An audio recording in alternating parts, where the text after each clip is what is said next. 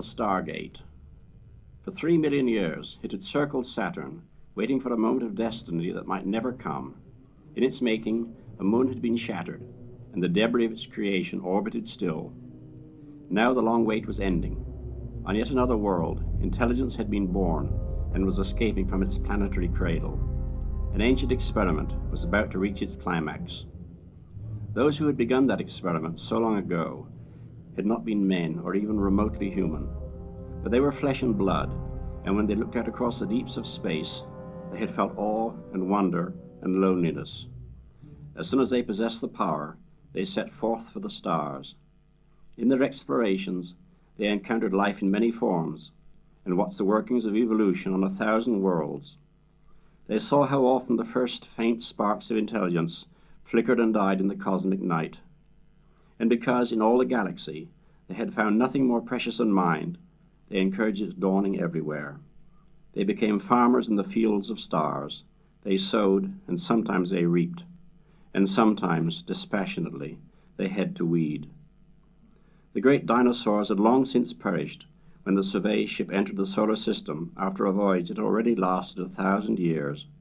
It swept past the frozen outer planets, paused briefly above the deserts of dying Mars, and presently looked down on Earth. Spread out beneath them, the explorers saw worlds swarming with life. For years they studied, collected, catalogued. When they had learned all that they could, they began to modify. They tinkered with the destiny of many species, on land and in the ocean. But which of their experiments would succeed, they could not know for at least 1 million years. They were patient, but they were not yet immortal.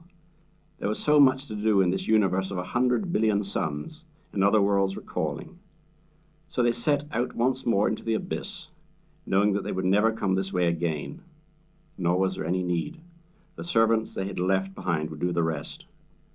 On Earth, the glaciers came and went, while above them the changeless moon still carried its secret. With a yet slower rhythm than the polar ice, the tides of civilization ebbed and flowed across the galaxy. Strange and beautiful and terrible empires rose and fell, and passed on their knowledge to their successors. Earth was not forgotten, but another visit would serve little purpose. It was one of 1 million silent worlds, few of which would ever speak. And now, out among the stars, evolution was driving towards new goals. The first explorers of Earth had long since come to the limits of flesh and blood. As soon as their machines were better than their bodies, it was time to move. First their brains, and then their thoughts alone, they transferred into shining new homes of metal and of plastic. In these, they roamed among the stars. They no longer built spaceships. They were spaceships. But the age of the machine entities swiftly passed. In their ceaseless experimenting, they had learned to store knowledge in the structure of space itself and to preserve their thoughts for eternity in frozen lattices of light. They could become creatures of radiation, free at last from the tyranny of matter. Into pure energy, therefore, they pleasantly transformed themselves, and on 1,000 worlds the empty shells they had discarded twitched for a while in a mindless dance of death, then crumbled into rust. Now they were lords of the galaxy, and beyond the reach of time. They could rove at will among the stars, and sink like a subtle mist through the very interstices of space. But despite their godlike powers, they had not wholly forgotten their origin in the warm slime of a vanished sea. And they still watched over the experiments their ancestors had started so long ago. The air in the ship is getting quite foul, and I have a headache most of the time. There's still plenty of oxygen, but the purifiers never really cleaned up all the messes after the liquids aboard started boiling into vacuum. When things get too bad, I go down into the garage and bleed off some pure oxygen from the pods. There's been no reaction to any of my signals, and because of my orbital inclination, I'm getting slowly further and further away from TMA2. Incidentally, the name you've given it is doubly inappropriate. There's still no trace of a magnetic field. At the moment, my closest approach is 60 miles. It will increase to about 100 as the apparatus rotates beneath me, then drop back to 0. I'll pass directly over the thing in 30 days, but that's too long to wait, and then it will be in darkness anyway. Even now, it's only in sight for a few minutes before it falls below the horizon again. It's damn frustrating. I can't make any serious observations. So I'd like your approval of this plan. The space pods have ample Delta V for a touchdown and a return to the ship. I want to go extra vehicle and make a close survey of the object. If it appears safe, I'll land beside it, or even on top of it. The ship will still be above my horizon while I'm going down, so I won't be out of touch for more than 90 minutes. I'm convinced that this is the only thing to do. I've come 1 billion miles. I don't want to be stopped by the last 60. For weeks, as it stared forever sunward with its strange senses, the stargate had watched the approaching ship. Its makers had prepared it for many things, and this was one of them. It recognized what was climbing up towards it from the warm heart of the solar system. If it had been alive, it would have felt excitement, but such an emotion was wholly beyond its powers. Even if the ship had passed it by, it would not have known the slightest trace of disappointment. It had waited 3 million years. It was prepared to wait for eternity. It observed and noted and took no action as the visitor checked its speed with jets of incandescent gas. Presently it felt the gentle touch of radiations trying to probe its secrets, and still it did nothing.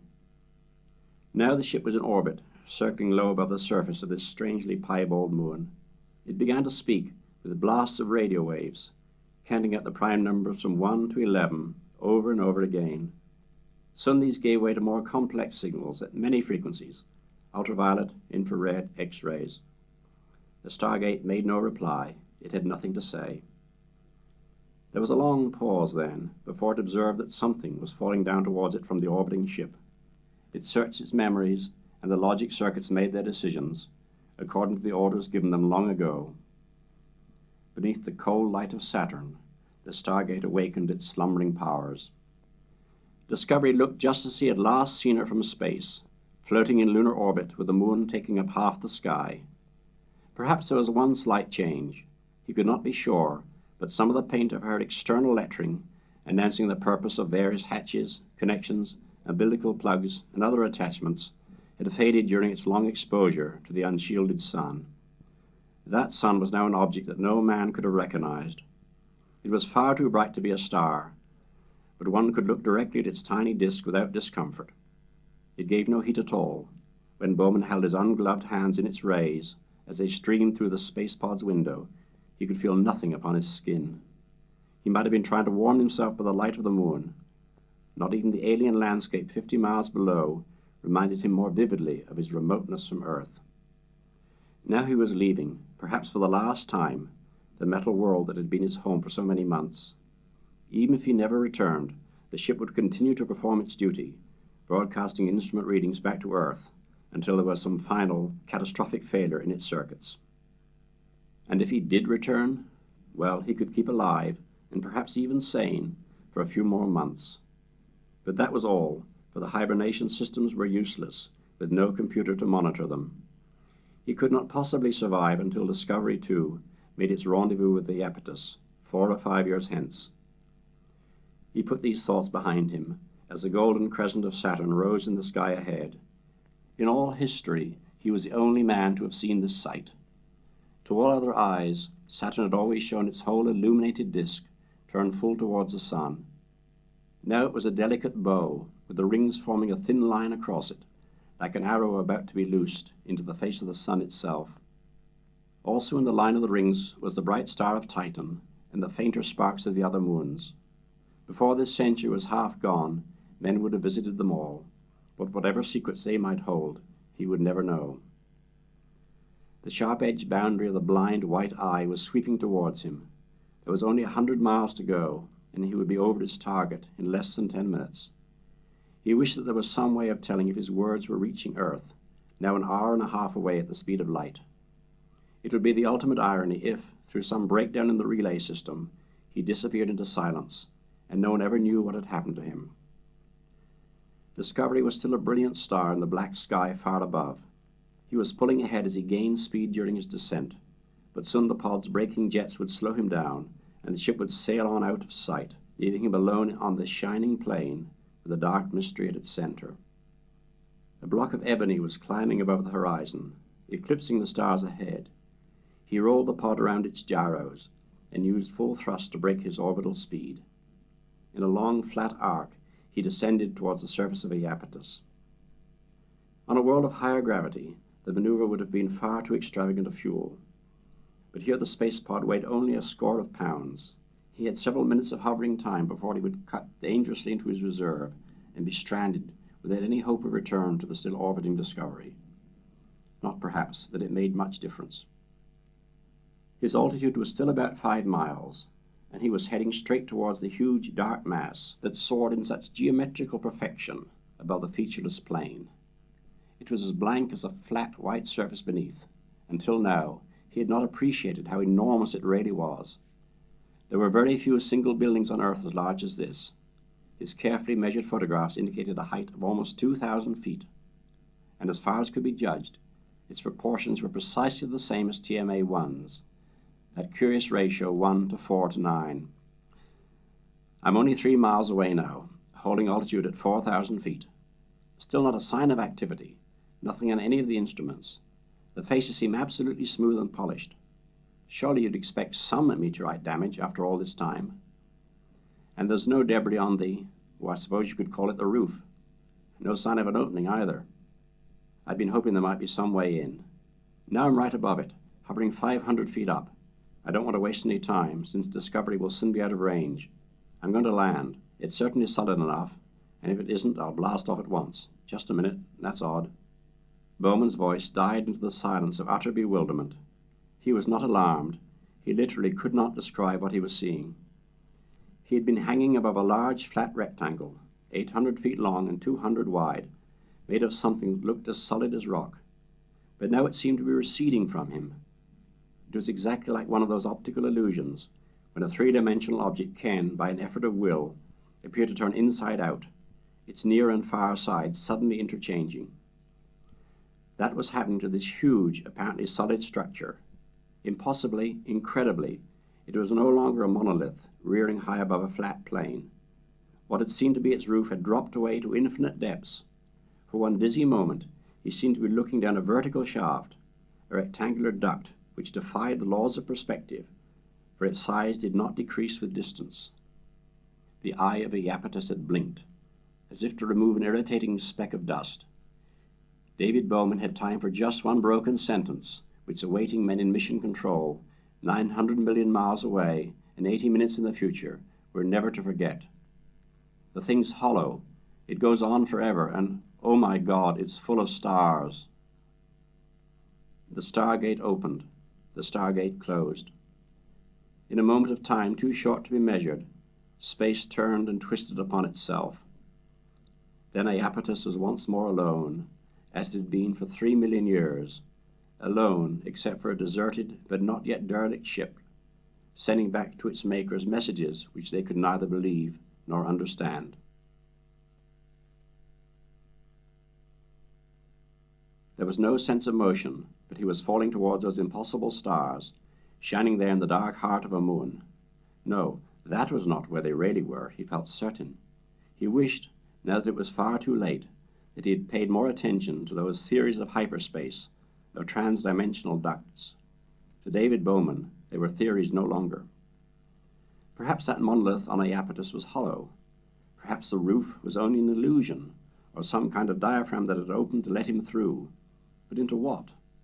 As far as he could trust his senses, he appeared to be dropping vertically down a huge rectangular shaft, several thousand feet deep. He was moving faster and faster, but the far end never changed its size and remained always at the same distance from him. Only the stars moved, at first so slowly that it was some time before he realized that they were escaping out of the frame that held them. But in a little while it was obvious that the star field was expanding, as if it was rushing towards him at an inconceivable speed. The expansion was non-linear. The stars at the center hardly seemed to move, while those towards the edge accelerated more and more swiftly until they became streaks of light just before they vanished from view. There were always others to replace them, flowing into the center of the field from an apparently inexhaustible source. Bowman wondered what would happen if a star came straight towards him. Would it continue to expand until he plunged directly into the face of a sun? But not one came near enough to show a disk. Eventually they all veered aside and streaked over the edge of their rectangular frame. And still the far end of the shaft came no closer. It was almost as if the walls were moving with him, carrying him to his unknown destination. Or perhaps he was really motionless, and space was moving past him. Not only space, he suddenly realized, was involved in whatever was happening to him now. The clock on the pod's small instrument panel was also behaving strangely.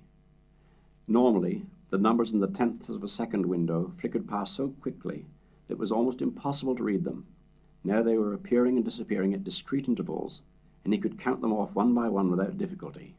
The seconds themselves were passing with incredible slowness, as if time itself were coming to a stop. At last, the tenth of a second counter froze between 5 and 6. Yet he could still think and even observe as the ebon walls flowed past at a speed that might have been anything between 0 and 1,000,000 times the velocity of light. Somehow, he was not in the least surprised, nor was he alarmed. On the contrary, he felt a sense of calm expectation, such as he had once known when the space medics had tested him with hallucinogenic drugs. The world around him was strange and wonderful, but there was nothing to fear. He had traveled these millions of miles in search of mystery, and now, it seemed, the mystery was coming to him. The rectangle ahead was growing lighter. The luminous star streaks were paling against a milky sky, whose brilliance increased moment by moment. It seemed as if the space pod was heading towards a bank of cloud, uniformly illuminated by the rays of an invisible sun. He was emerging from the tunnel. The far end, which until now had remained at that same indeterminate distance, neither approaching nor receding, had suddenly started to obey the normal laws of perspective. It was coming closer and steadily widening before him. At the same time, he felt that he was moving upward, and for a fleeting instant he wondered if he had fallen right through the apertus and was now ascending from the other side. But even before the space pod soared out into the open, he knew that this place had nothing to do with the apertus or with any world within the experience of man. There was no atmosphere, for he could see all details unblurred, clear down to an incredibly remote and flat horizon. He must be above a world of enormous size, perhaps one much larger than Earth. Yet despite its extent, all the surface that Bowman could see was tessellated into obviously artificial patterns that must have been miles on a side. It was like the jigsaw puzzle of a giant that played with planets, and at the centers of many of those squares and triangles and polygons were gaping black shafts, twins of the chasm from which he had just emerged. Yet the sky above was stranger, and in its way more disturbing than even the improbable land beneath. For there were no stars, neither was there the blackness of space.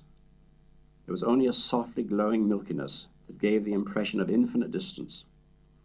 Bowman remembered a description he had once heard of the dreaded Antarctic whiteout, like being inside a ping-pong ball.